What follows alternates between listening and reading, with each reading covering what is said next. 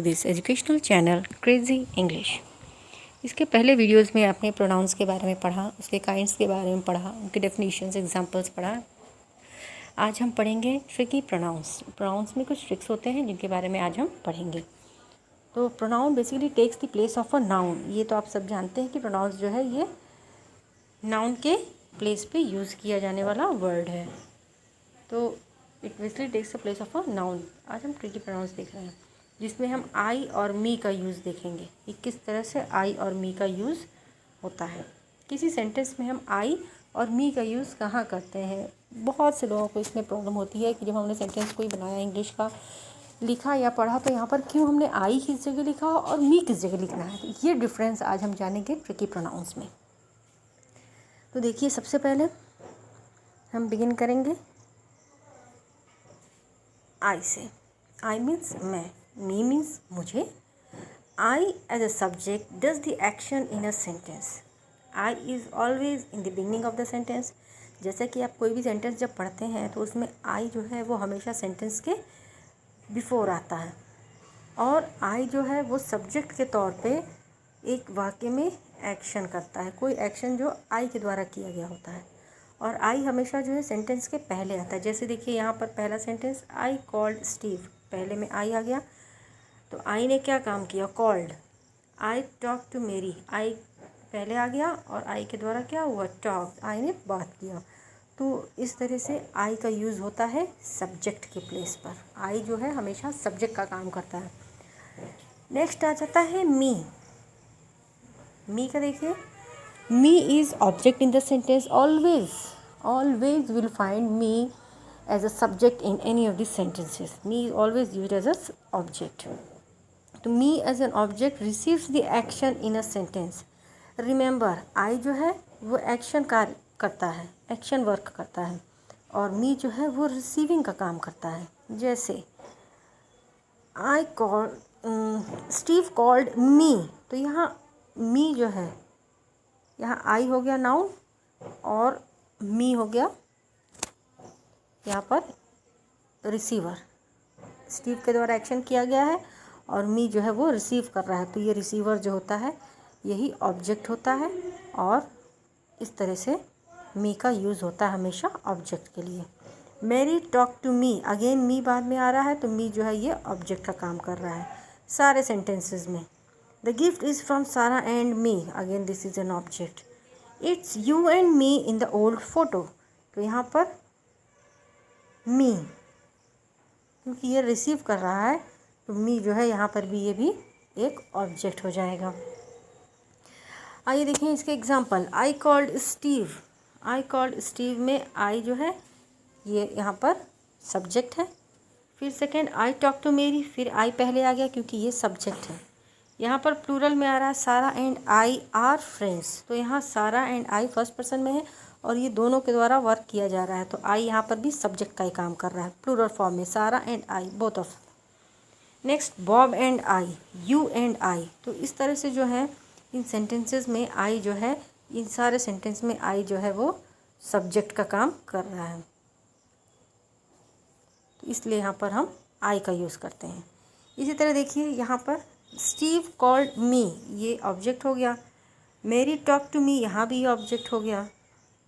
Okay, the gift is from सारा and मी। जब यहाँ प्लूरल प्रोनाउंस आ जाते हैं तब यहाँ पर मी, सारा एंड मी दो आ गए हैं साथ में, तो भी यहाँ पर मी जो है ये रिसीविंग का काम कर रहा है इन सब में।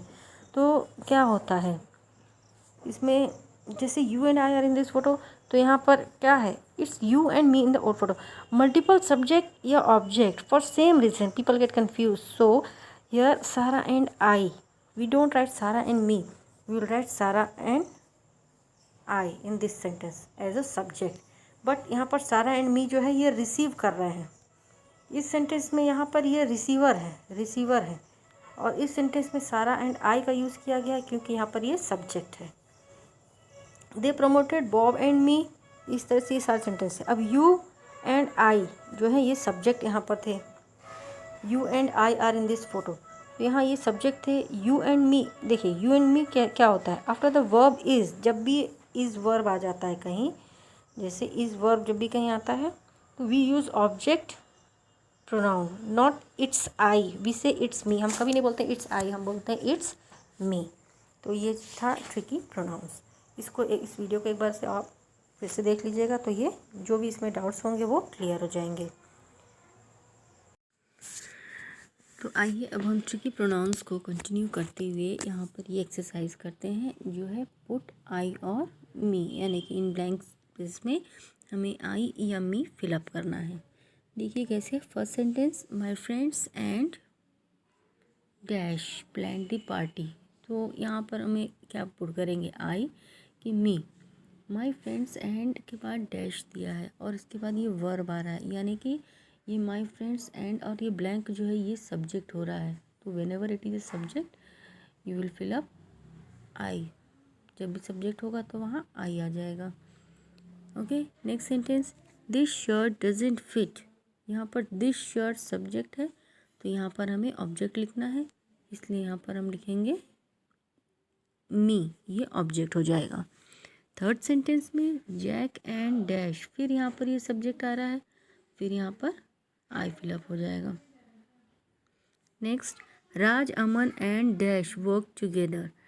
तो यहाँ पर राज अमन एंड, ये मल्टीपल नाउन्स जब आ जाते हैं, मल्टीपल नाउन और प्रोनाउंस जब आते हैं, तब यहाँ पर हमें हमेशा ध्यान देना है कि सेम थिंग है, वर्ब के बिफोर आ रहे हैं तो ये भी सब्जेक्ट ही होंगे, इसलिए यहाँ पर भी हम आई लिखेंगे। हम ये नहीं बोलेंगे कि Raj Aman and me work together, no it's wrong. So you have to write Raj Aman and I work together. Next sentence, she called dash yesterday. यहाँ देखिए वर्ब के पहले है शी, तो शी हो गया सब्जेक्ट, तो यहाँ पर हो जाएगा me as an object. Six देखिए, इज दिस फॉर, ये एक अलग सेंटेंस है, यहाँ फॉर आ रहा है। फॉर क्या है, एक प्रेपोजिशन है। तो प्रेपोजिशंस के लिए देखिए क्या होता है, एक क्लू होता है कि जब भी प्रोनाउन के पहले प्रेपोजिशंस आते हैं तब हम मी का यूज़ करते हैं, क्योंकि वो ऑब्जेक्ट का काम करता है। जैसे यहाँ पर फॉर दिया है, तो ये हो गया फॉर मी।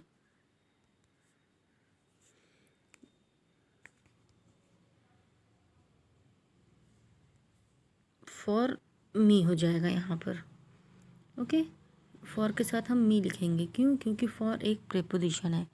हमेशा याद रखिए कि जब भी सेंटेंस में ऐसे आ जाता है प्रोनाउंस फिलअप करने के लिए और प्रेपोजिशन के बाद ब्लैंक देता है, तो हमेशा याद रखें कि किसी भी प्रोनाउन के पहले अगर प्रेपोजिशन है तो वहाँ पर मी प्रोनाउन यूज़ होगा एज अ सब्जेक्ट। ओके, तो जैसे प्रेपोजिशंस में यहाँ तो फॉर दिया है, फॉर के अलावा और भी हो सकता था, जैसे यहाँ पर हमने फॉर मी हो गया है, फॉर मी की जगह यहाँ हो सकता था to me, after me, from me, with any of the prepositions हम मी का यूज़ करते हैं। नेक्स्ट देखिए,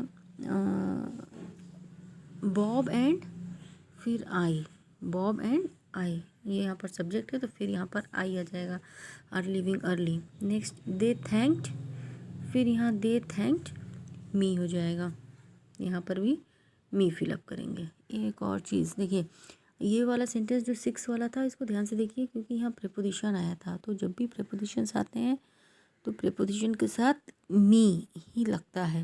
फॉर की जगह दूसरे प्रेपोजिशंस भी हो सकते थे। I repeat, from me, after me, to me, with me, तो जो भी प्रेपोजिशंस आते हैं इनके साथ मी लगते हैं, मी का यूज़ किया जाता है। एक और बात देखिए कि first of all let me say that I think you must not got bored of hearing repeatedly these prepositions.